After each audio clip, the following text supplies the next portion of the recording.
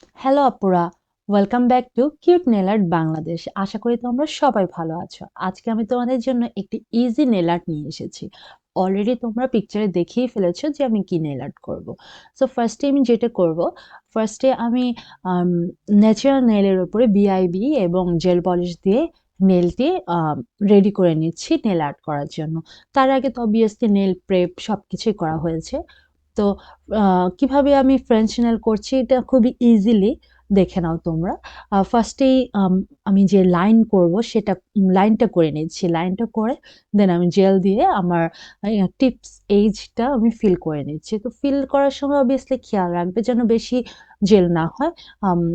লাইনটা থিন হবে। তারপর যদি প্রয়োজন পড়ে আরেকবার কোট দিয়ে ড্রাই করে নিবে। সো ফার্স্টে এখন আমি চলে যাচ্ছি মার্বেলে। মার্বেলে আমি যেটা করব ২ টা ওয়েতে দেখাবো। একটা হলো স্ট্যাম্পিং ওয়ে, আরেকটা হলো জেল ব্রাশ দিয়ে। সো আমি ফার্স্টে যে স্ট্যাম্পিং এর জন্য আ স্ট্যাম্পারটা নিয়ে নিলাম এবং কিভাবে করছি দেখে নাও। বাট এইটা আসলে ডিজায়ার মার্বেলটা হচ্ছে না। বাট তুমি অন্য কোনো ডিজাইনের জন্য এটা ইউজ করতে পারবে। কারণ এটা যে খুবই খারাপ হয়েছিল তা কিন্তু না। তো আমি এখন চলে যাব আমার ব্রাশ দিয়ে মার্বেল করার জন্য।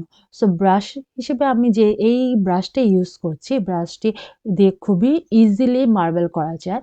তো ফার্স্টে আমি আমার মন মতো পছন্দ মতো কালার দিয়ে মার্বেলটি করে নিচ্ছি। তোমরা দেখে নিতে পারো, দরকার পড়লে পজ দিয়ে দেখে নিতে পারো কিভাবে আমি মার্বেল করছি। আর মার্বেল করার পরে অবভিয়াসলি খেয়াল রাখতে হবে যে কিউটিক্যাল এরিয়া এবং সাইড ওয়ালগুলো খুব ভালো মতো ফিল হয়েছে কিনা। অনেক সময় দেখা যায় বিগ ব্রাশ দিয়ে করলে কিউটিক্যাল এরিয়া এবং সাইড ওয়ালগুলো ফিল হয় না।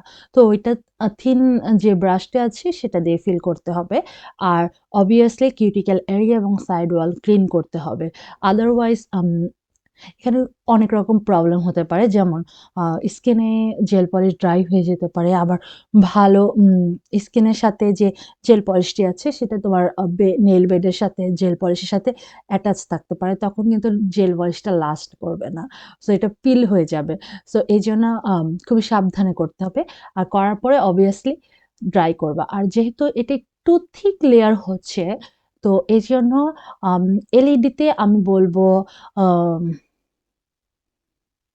১ মিনিট থেকে ১.৫ মিনিট তোমরা ড্রাই করে নিবে। আর ইউভি হলে তো আরো বেশি করতে হবে। সো আমি খুব ভালো মতোই ড্রাই করে নিচ্ছি। কারণ আমি কোনো রিস্ক চাচ্ছি না। অনেক সময় দেখা যায় যে আ লেস কিওর হলে তোমার জেল লাস্ট করে না। ভিতরে কিওরিং টা হয় না। তখন ভেজা, ভেজা থেকে যায় জেলের নিচে। আর মার্বেলে এটা খুবই বেশি হয়। তো চেষ্টা করবে যে থিক না করার জন্য। আর যদিও থিক করে ফেলো তো অবভিয়াসলি একটু কিওর বেশি করে নিতে হবে। তো এরপরে আমি যেটা করছি ফয়েল পেপার দিয়ে ফয়েলগুলো বসিয়ে নিচ্ছি। আর অবভিয়াসলি ফয়েলগুলো বসানোর আগে যে স্টিকি লেয়ারটা আছে জেল পলিশের সেটা আমি রিমুভ করব না। রিমুভ না করেই আমি ফয়েলগুলি বসিয়ে দেব।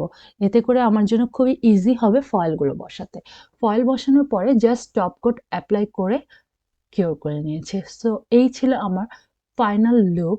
তো দেখতেই পাচ্ছ, আশা করি তোমাদের ভালো লেগেছে। ভালো লেগে থাকলে লাইক, কমেন্ট, শেয়ার করতে ভুলবে না। আল্লাহ হাফেজ সবাইকে।